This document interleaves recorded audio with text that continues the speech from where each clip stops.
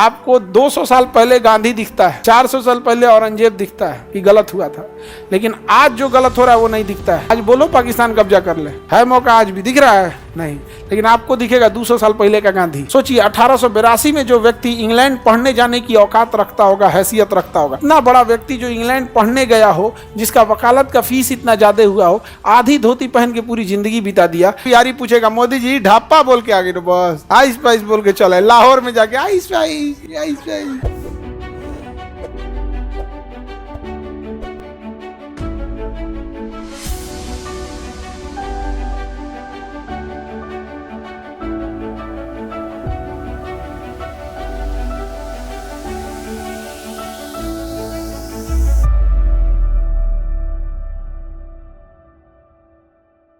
कहने का सेंस है इस पुस्तक के कि लोग खाली हाथ जाते हैं लेकिन खाली हाथ आते हैं, लेकिन खाली हाथ जाना नहीं चाहिए।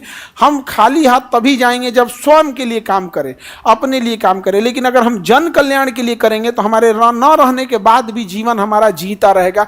जैसे रतन टाटा आज हमारे बीच में नहीं है, रतन टाटा से लाख अमीर हैं अंबानी अडानी, लेकिन आज भी किसी से पूछिएगा, रतन टाटा ने भले उसे एक अठन्नी नहीं दिया होगा, लेकिन वो इज्जत से नाम लेगा यहाँ पे, क्योंकि उन्होंने हमेशा से जन कल्याण का काम किया है। इसलिए इन्होंने कहा कि जीवन का सबसे बड़ा उद्देश्य होता है जन कल्याण।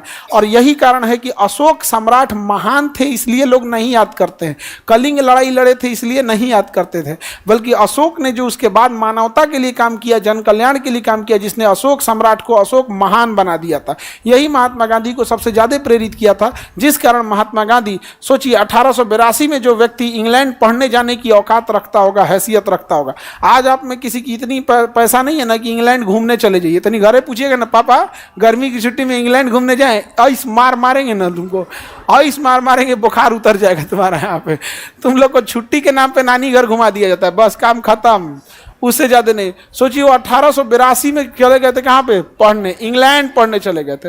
आज हम लोग की हिम्मत है पढ़ने के लिए, यहाँ किसी को दिल्ली या पटना पढ़ाना रहता है ना तो हालत खराब हो जाता है। उस समय वो इंग्लैंड पढ़ने गए थे, वकालत करने के लिए आए, और इतने बड़े वकील थे कि अफ्रीका से बुलावट आया कि आप हमारे लिए केस लड़िए, और अफ्रीका का केस जीत लिए और ब्रिटिश सरकार का संविधान संशोधन वापस करा दिए। फिर गांधी जी वापस यहाँ पे भारत में आए थे, तो उन्होंने देखा कि हमको जितना धन दौलत पैसा सब त्याग दिया। इतना बड़ा व्यक्ति जो इंग्लैंड पढ़ने गया हो, जिसका वकालत का फीस इतना ज्यादा हुआ हो, आधी धोती पहन के पूरी जिंदगी बिता दिया। जब देश की आजादी की लड़ाई जीत गए तो महात्मा गांधी वो व्यक्ति था जिसने कहा था कि कांग्रेस जैसे संगठन को अब समाप्त कर देना चाहिए, क्योंकि कांग्रेस आजादी की लड़ाई का श्रेय अपने चुनाव में न ले ले, इसलिए इसे खत्म कर देना चाहिए। आजादी का जश्न जब लोग लाल किला पे मना रहे थे, दिल्ली में लोग फोटो खिंचवा रहे थे, उस समय महात्मा गांधी बंगाल में हुए दंगे को छुड़वा रहे थे, और एक घर जिसमें लोग दंगाइयों ने आग लगा दिया था, उसी घर में जिसकी चौखट वगैरह सब टूट गई थी, लोगों के अंदर डर का माहौल था, उसी जले हुए घर के अंदर जमीन पर बिस्तर बिछा के महात्मा गांधी